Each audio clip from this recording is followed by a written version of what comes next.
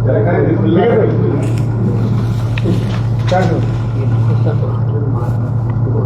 बताइए, आज press conference है, क्या कुछ आज की प्रेस में आप सब हमारे पत्रकार बंधु पहुंचे हैं, सबका हार्दिक स्वागत है, अभिनंदन है। और आपके चैनल के पे जो भी आपके दर्शक हैं सभी को मेरा नमस्कार।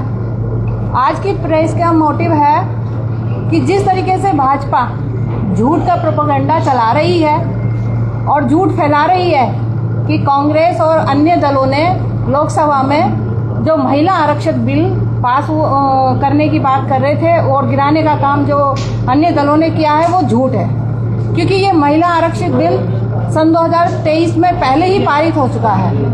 कांग्रेस का ये एजेंडा था कि जो छोटे राज्य हैं उनको देखते हुए जातीय जनगणना के हिसाब से ये बिल होना चाहिए था, मगर जातीय जनगणना सन 2011 की वो लेके आ रहे हैं जिसमें ओबीसी वर्ग, पिछड़ा वर्ग और दलित वर्ग की अनदेखी हो रही है और हमारे ओबीसी भाइयों के साथ में जो गलत हो रहा है उसके खिलाफ है। कांग्रेस हमेशा महिलाओं के साथ रही है, महिलाओं को उन्होंने बढ़ावा दिया है, आदि आबादी की बात हमेशा करती रही है और वो कर रही है। इस बिल के लिए भी सन 2023 में जब ये बिल आया था तो कांग्रेस ने सबसे पहले आगे आके इसकी सहमति दी थी और उसने समर्थन किया था, मगर जो झूठ का प्रोपेगेंडा हमारी आज की भाजपा सरकार फैला रही है, उनको बताना चाहते हैं कि कांग्रेस ही ऐसी पार्टी है जो महिलाओं का सम्मान रखती है। महिलाओं के सम्मान में चाहे हमारी चाहे अध्यक्ष सबसे पहली महिला बनी, राष्ट्रपति महिला अगर बनाई तो कांग्रेस ने बनाई, प्रतिभा पाटिल जी, लोकसभा स्पीकर भी मीना जी बनाई तो वो भी कांग्रेस ने बनाई। और आज एक जीता जागता सबूत आपके सामने मैं भी हूँ कि जो महिला नगर अध्यक्ष पहली बार किसी ने बनाया है तो वो कांग्रेस पार्टी ने। कांग्रेस पार्टी हमेशा महिलाओं का सम्मान करती है, महिलाओं का साथ लेके चलती है, आदि आबादी की बात करती है और ये खाली महिलाओं का बात करते हैं मगर महिलाओं को न्याय कहीं नहीं देते। चाहे आप उन्नाव का केस देख लीजिए, हाथरस का केस देख लीजिए, चाहे मणिपुर की बात कर लीजिए, हमारी महिलाओं को निर्वस्त्र करके मणिपुर में घुमाया गया और भाजपा की सरकार थी। इस सरकार ने उस पर कोई डिसीजन नहीं लिया और उसका कोई निर्णय लिया। आज उत्तराखंड का जो हमारी बहन अंकिता भंडारी, उसको प्रताड़ित करके उसकी हत्या करी गई और आज उसी के पार्टी के वीआईपी नेताओं के नाम भी उसमें उजागर होते हैं और उस पर आज तक कोई कार्रवाई नहीं हुई है। तो ये झूठ का काम कर रही है भाजपा सरकार और झूठ फैलाने के सिवा इसके पास कुछ नहीं है। आज लोकसभा में ये कह रहे हैं कि कांग्रेस महिला विरोधी है, महिलाओं का आरक्षण नहीं देना चाहती। अरे आप दीजिए ना, सन 2023 के आधार पर जिस तरीके से जो छोटे राज्य हैं वहाँ के लोगों को भी आना चाहिए। दक्षिण के राज्यों में शिक्षित लोग ज़्यादा हैं, वहाँ की जनसंख्या कम बढ़ी है और उत्तरी राज्यों की जो है जनसंख्या ज़्यादा बढ़ी है। तो उसके आधार पे सन 2026 के हम मांग रहे हैं कि उसके जातीय गणना के आधार पे आरक्षण होना चाहिए। आप करते क्यों नहीं है? आपको करना चाहिए। हम सब कांग्रेस पार्टी क्या अन्य दल भी आपका आगे बढ़ के समर्थन करेंगे।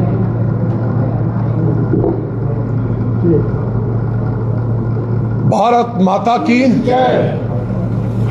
आज महानगर कांग्रेस की ओर से नारी सशक्तिकरण के विषय पर इस जिला मुख्यालय में प्रेस वार्ता का आयोजन किया है। सबसे पहले सभी पार्टी के वरिष्ठ जन जो मंचासीन हैं और सभी सम्मानित पत्रकार, प्रिंट मीडिया, इलेक्ट्रॉनिक मीडिया, आप सभी का बहुत अभिनंदन है। अभी केंद्र सरकार की ओर से 131वां संविधान संशोधन बिल लाया गया था। महिलाओं को आरक्षण से संबंधित जितने भी संवैधानिक पद हैं जैसे विधायक, सांसद, उसमें महिलाओं की 33% भागीदारी रहनी चाहिए। कांग्रेस का स्पष्ट मंतव्य है और कांग्रेस के नेता सदन राहुल गांधी जी ने स्पष्ट कर दिया है कि वर्तमान पार्लियामेंट की कुल निर्वाचित 543 सीटें और 2 एंग्लो इंडियन 543 सीटों में इसी प्रकार से 33% हमारी बहनों के लिए, माताओं के लिए, यानी नारी जाति के लिए, महिलाओं के लिए आरक्षित कर दी जाए, हम इस बिल को पास करा देते हैं। लेकिन महिला बिल की आड़ में जो 131वां संविधान संशोधन बिल अभी पार्लियामेंट में लाया गया, उसमें 2 अन्य बिल भी साथ में लाए जा रहे थे। एक संशोधन बिल और दूसरा डीलिमिटेशन यानी परिसीमन। उस परिसीमन और संशोधन पे ऐसा षड्यंत्र रचा जा रहा था कि हिंदुस्तान की राजनीति के मानचित्र पर अतिक्रमण करके लोकतंत्र की हत्या करने का प्रयास किया जा रहा था। डीलिमिटेशन, परिसीमन, 543 से 850 लोकसभा की सीटों का निर्माण करना और उन सबको अपनी केंद्र सरकार के इशारे पर उसको अपने अनुरूप बनाकर निश्चित रूप से उसका राजनीतिक लाभ लेने का प्रयास मात्र था। एक षड्यंत्र था जो देश की जनता को गुमराह करने का प्रयास मात्र है। आज 543 सीटें या आप 850 करना चाहते हैं, उसका खुलासा कीजिए। वो 850 सीटें कैसे होंगी? आप खुलासा करके पूरे देश के जनमानस को बताकर आप 33% आरक्षण हमारी बहनों को, हमारी माताओं को, नारी जाति को, हिंदुस्तान की महिलाओं को दो। कांग्रेस को कोई आपत्ति नहीं है। हमारे नेता ने कहा समय खराब मत करो। राहुल गांधी जी ने कहा, नेता सदन ने, कि समय खराब मत करो। ये 543 पार्लियामेंट सीटें हैं, इन 543 का 33% नारी जाति के लिए, महिलाओं के लिए आरक्षित कर दो। लेकिन एक षड्यंत्र जो देश की भावनाओं को कुचलना था, देश की सत्ता पर अतिक्रमण करके देश के राजनीतिक मानचित्र को बिगाड़ने की योजना थी, उसको कांग्रेस ने पार्लियामेंट के अंदर इनकी इस राजनीतिक चाल को कामयाब नहीं होने दिया। आप महिलाओं की चिंता करते हैं क्या? आपने आज तक भारतीय जनता पार्टी का राष्ट्रीय अध्यक्ष किसी महिला को बनाया? अरे ये कांग्रेस है। इस कांग्रेस ने नारी जाति को सम्मान देने का प्रयास किया। प्रतिभा पाटिल को पहले राष्ट्रपति बनाया और उससे भी पहले भारतीय जनता पार्टी के पूर्व प्रधानमंत्री, पूर्व नेता अटल बिहारी वाजपेयी जी, जिस नारी को दुर्गा मां के समान समझते थे, दुर्गा का रूप दिया। जब पाकिस्तान के खिलाफ इंदिरा गांधी जी जीत कर आई तो उसी इंदिरा गांधी जी को दुर्गा का रूप दिया अटल बिहारी वाजपेयी ने। लोकतंत्र के हितों की रक्षा करते हुए, एक विपक्ष की भूमिका को अदा करते हुए अटल बिहारी वाजपेयी जी ने दुर्गा का रूप दिया। आज आप लोग क्या कर रहे हो? आप तो लोकतंत्र का गला घोट रहे हो, विपक्ष को कुचलना चाहते हो।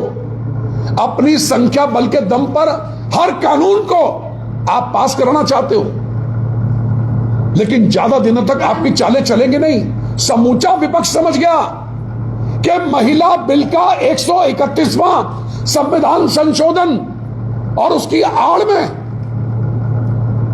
दूसरा संशोधन बिल और डीलिमिटेशन यानी परिसीमन अपने हिसाब से सीटें बनाकर हिंदुस्तान का राजनीतिक ढांचा ध्वस्त करके आप सत्ता पर अनैतिक तरीके से कामयाब होना चाहते हैं।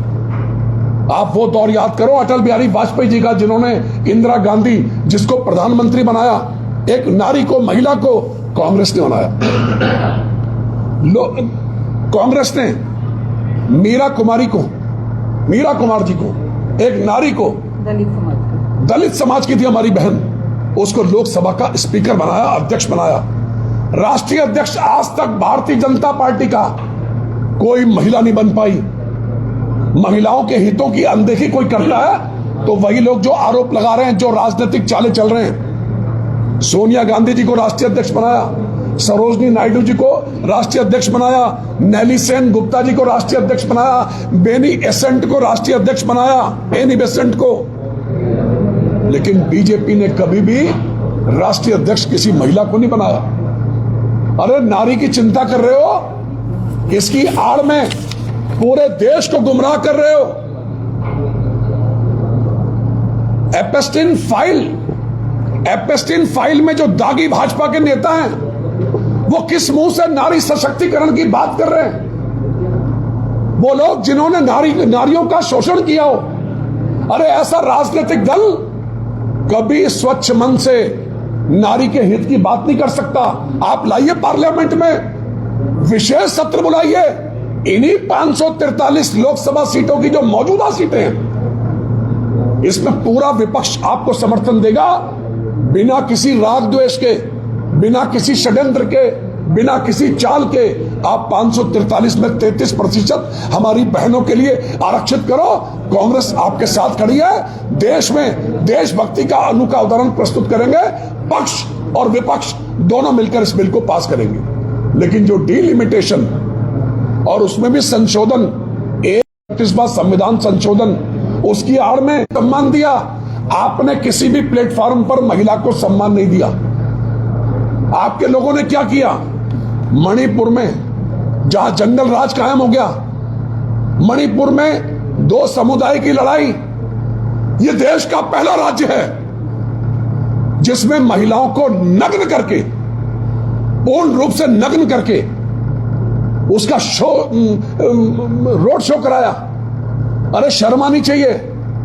सरकार है केंद्र में आपकी, मुख्यमंत्री है वहां पर आपका, और सबसे अधिक शोषण महिलाओं का मणिपुर में हो रहा है। आपको जागना चाहिए। यह किस प्रकार का आचरण प्रस्तुत कर रहे हैं आप मणिपुर में? अरे उत्तराखंड राज्य में आपके नेता महिलाओं से स्पेशल सर्विस मांगते हैं। अरे आपने पनाह दी है, भारतीय जनता पार्टी ने पनाह दी उन लोगों को जिन्होंने अंकिता भंडारी हत्याकांड में हिस्सा लिया। अरे शर्म आनी चाहिए। ऐसे नेता जो बदनुमा दाग हैं बीजेपी में, अरे जिनको दिल्ली में करोल बाग की जनता ने पराजित कर दिया, किस मुंह से राजनीति की बात करते हो? और ऐसे राज्य में जहां देवभूमि है, महिलाओं का सम्मान होना चाहिए, वहां पर अनैतिक कार्यों में लिप्त व्यक्ति को राज्य का प्रभारी बना रखा। ऐसा आचरण जो भारतीय जनता पार्टी का पूरे उत्तराखंड राज्य को, इस देवभूमि को कलंकित करने का काम किया। एक भाजपा नेत्री अपनी ही बच्ची का झूठा बलात्कार का सीन दिखाकर राजनीतिक वाहवाही लूटना चाहती है। यह भाजपा नेत्री ने किया। ऐसा सारे समाचार पत्रों में, प्रिंट मीडिया, इलेक्ट्रॉनिक मीडिया में चर्चा का विषय रहा। अपनी बेटी का बलात्कार दिखा दिया। उत्तर प्रदेश बीजेपी का विधायक कुलदीप सेंगर, महिलाओं का शोषण करने वाला, एक लड़की की हत्या करने वाला, बलात्कार में दोषी, जिसको जेलों में भेज दिया गया कोर्ट के द्वारा। लेकिन कोर्ट से भी ऊपर ये भारतीय जनता पार्टी के नेता जिन्होंने उसको जमानत पर छुड़वा लिया। कुलदीप सिंह सेंगर, ये जनप्रतिनिधियों का ऐसा आचरण है जिसने कलंक पास किया।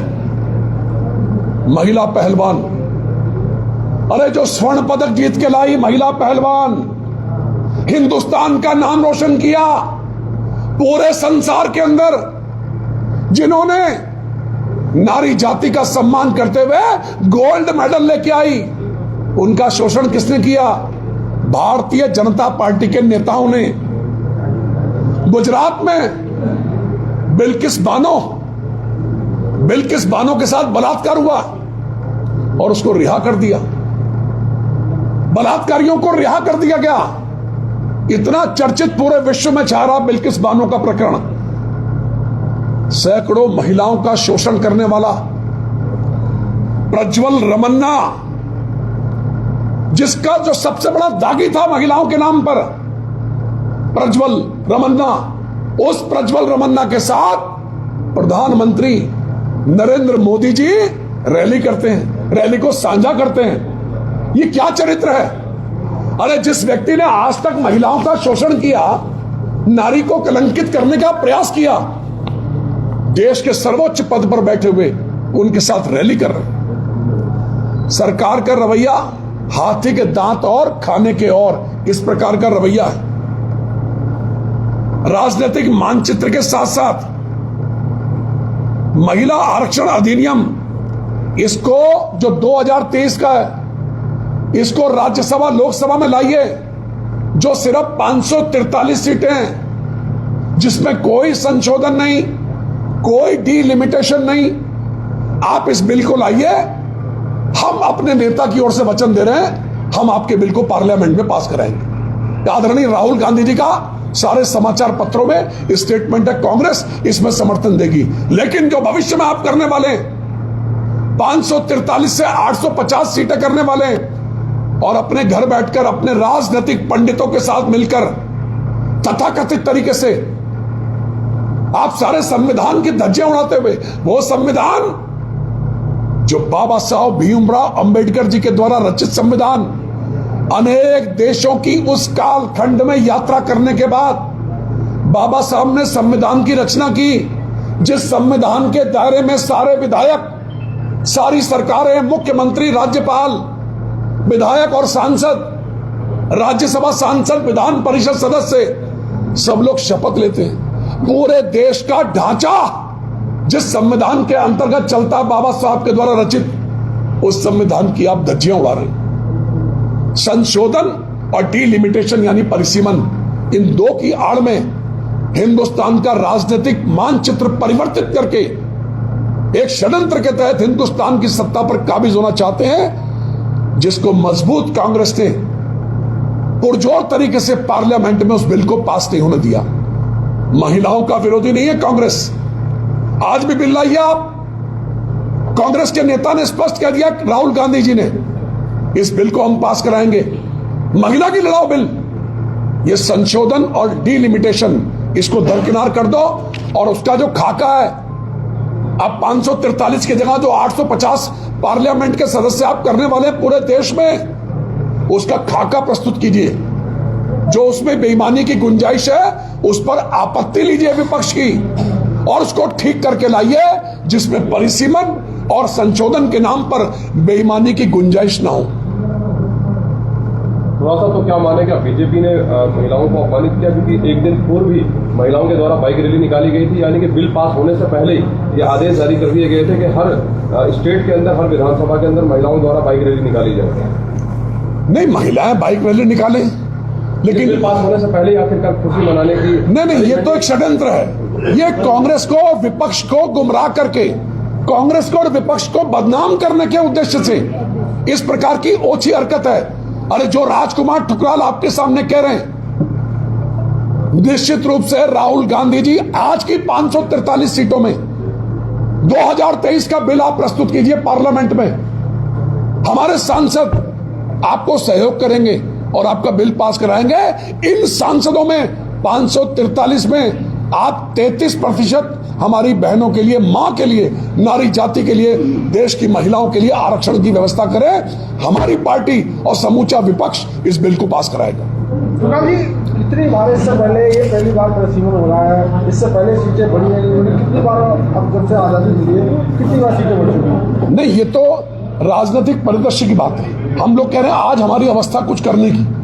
आज 543 सीटें, 2 एंग्लो इंडियन नामित होते हैं राष्ट्रपति जी के द्वारा, ठीक। आप 543 में 33% लाइए और बिल पास कराइए, लेकिन जो राजनीतिक षड्यंत्र बुनकर हिंदुस्तान की राजनीति में आमूलचूल परिवर्तन करके हिंदुस्तान की सारी जनता को गुमराह करते हुए जो बेईमानी और घिनौना षड्यंत्र ये लोग बनाना चाहते हैं, उस पर आपत्ति है। परिसीमन पहले तो परिसीमन होगा ना, महिलाओं को सम्मान पहले कितनी बार परिसीमन हुआ है? मैं कहता हूं, सुनिए 850 सीटें करने की योजना है, उसका पूरा ढांचा पार्लियामेंट में लाइए, उस पर वैचारिक विमर्श कराइए, सारे सांसदों की सुनिए, आपत्तियों का निस्तारण कीजिए, लाइए 850 भी लाइए। सर जी, साउथ के राज्यों की क्या चिंताएं थी डिलिमिटेशन? साउथ के राज्यों को गुमराह करने की है, उनके अधिकारों पर अतिक्रमण करने की है। आज जो 543 है ना, लाइए उसी में दीजिए 33%, हम स्वीकार कर रहे हैं। लिमिटेशन गिर गया है, इसको कितनी बड़ी उपलब्धि के रूप में? ये तो सरकार की विफलता है, केंद्र सरकार की। अरे केंद्र सरकार को चाहिए सारा जो 850 सीटों का खाका है जो इनके दिमाग में चल रहा है उसको पार्लियामेंट में लाओ। लोकतंत्र है, आपके घर में बैठ के पास नहीं हो जाएंगी 850 सीटें। आपको 352 सांसद चाहिए, आपके पास 298 हैं, अभी 54 सांसद कम है। अरे जिस सरकार के पास 543 में से 303 सांसद थे, आज घट के 240 रह गए, 63 कम हो गए। लोकप्रियता घटती जा रही है। जब भी इलेक्शन होंगे 150 से अधिक सांसद इनके पास नहीं आएंगे। लेकिन जो योजना है 850 की, उसकी पूरी रचना ब्यौरेवार पार्लियामेंट में रखिए, उसमें वैचारिक विमर्श करें सांसदों से।